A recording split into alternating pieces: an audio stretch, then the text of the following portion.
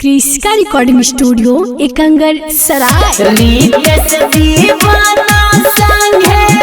चढ़े डीजे कंचन मेला में खिलाई तब छोला चटवा गे छौड़ी जहिया से चढ़ल है छौड़ी दशहरवा घुमहे लगा के तू आँख में कजरवा जहिया से चढ़ल है छौड़ी दशहरवा घुमहे लगा के तू आँख में कजरवा तोरा भगवती के चढ़ल हो सुरूर छौड़ी गे लगा मेला देखे जाई में जरूर छौड़ी गे पहन के नया नया कपड़ा ही तैयार गे छौड़ी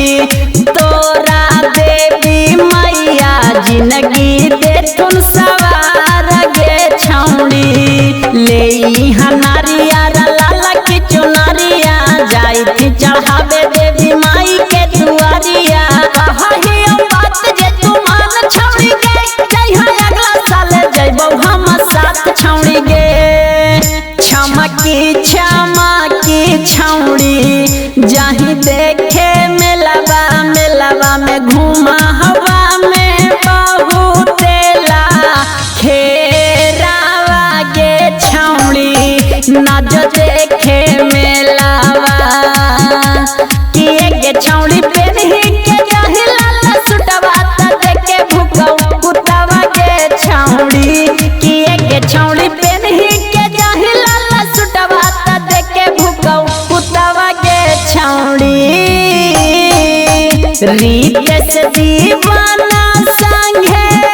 चढ़े जो बुलेटवा तोरा मेला में खिलाई तौ छोला चटवा गे छौड़ी किए गे छौड़ी पूरा हो जइतवा मनवा हौ राजा रौ सनवा गे छौड़ी किए गे छौड़ी पूरा हो जइतवा मनवा हौ डीजे कुन दनवा गे छौड़ी छमकी छौड़ी जहीं देखे मेलावा में घूमा हवा में बहुतेला खेरावा गे छौड़ी नाच देखे मेलावा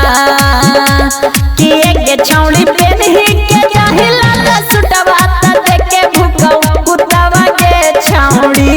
किए गे छौड़ी पेनही के जाहि लाला सुटवा त देखे भूकौ कुतवा गे छौड़ी।